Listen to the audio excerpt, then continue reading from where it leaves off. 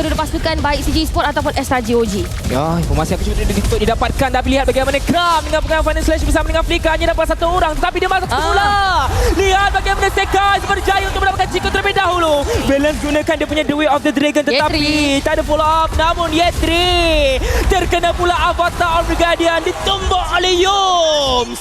Turtle yang akan diberikan tumpuan dan mudah saja untuk didapatkan oleh Sekai. Turtle yang kedua masih lagi berjaya untuk dikunci oleh pasukan SRGOG.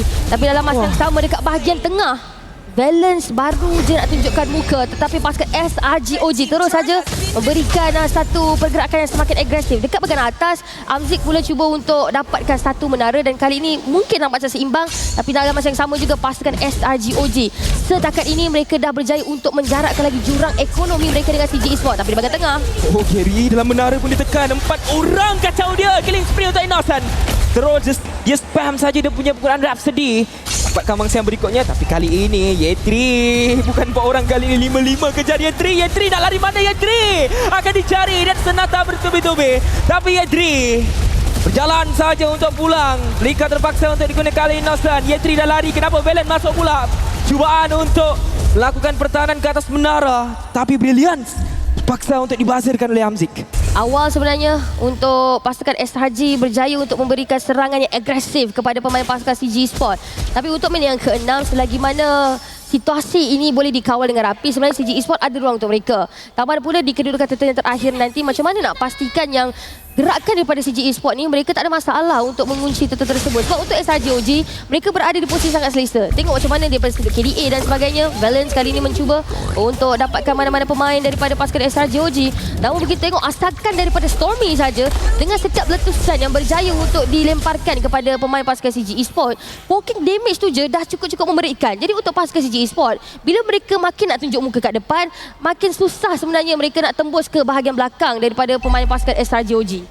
Ya, kita tengok bagaimana Balance yang sentiasa mengunci pergerakan Innocent. Innocent kan berhati-hati dekat sini sebab dia tidak menggunakan Purify, dia hanya gunakan Flicker sahaja. Jadi bila terkenanya penggunaan Jet Kundo, boleh saja langsung Balance gunakan dia punya penggunaan Ultimate untuk menyebabkan kesukaran untuk Innocent. Namun Turtle yang berikutnya telah pun mula muncul. Yums dapatkan segala informasi terlebih dahulu.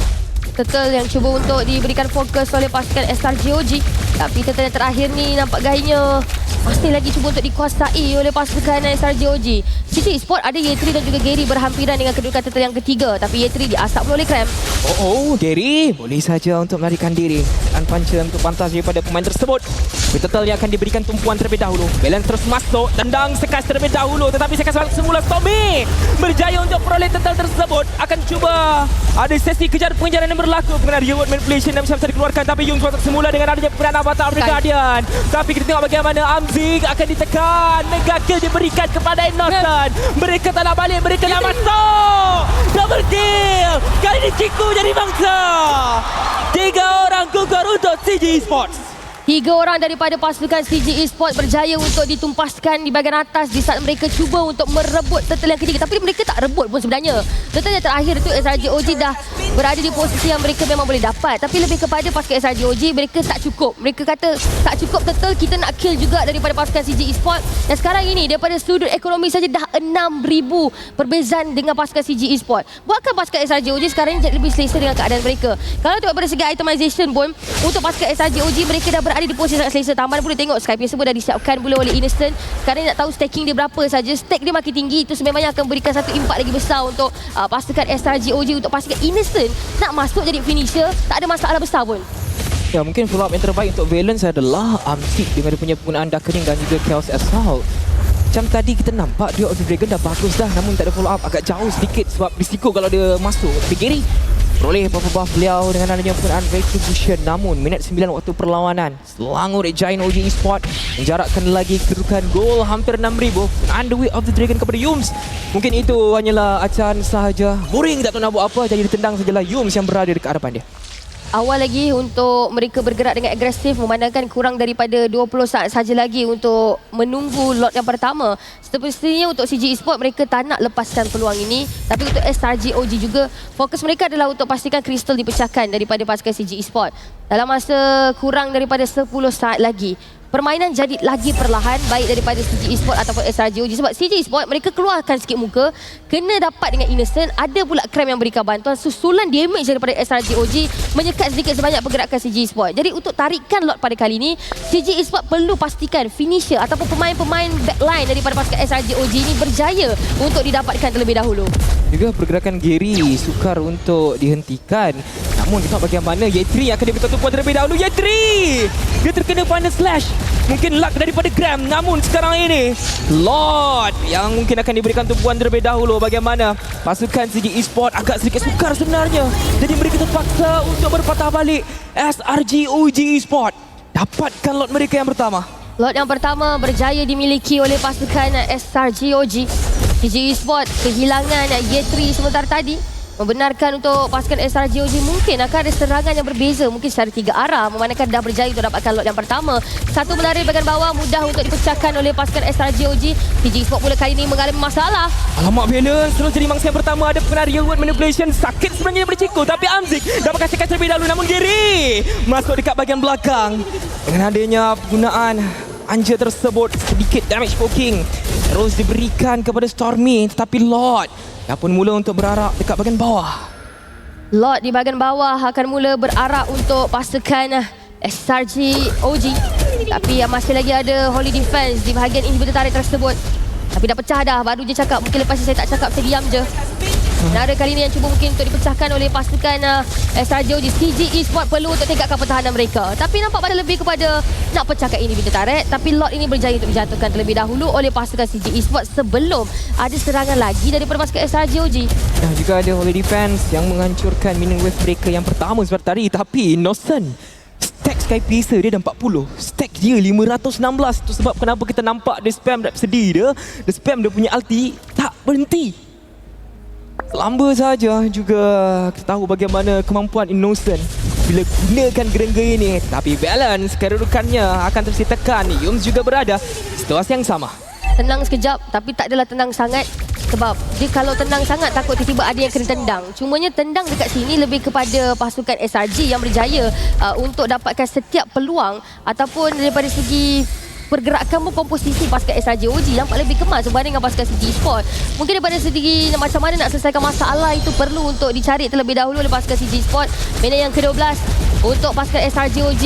Mereka berjaya untuk berada di posisi yang sangat selesa.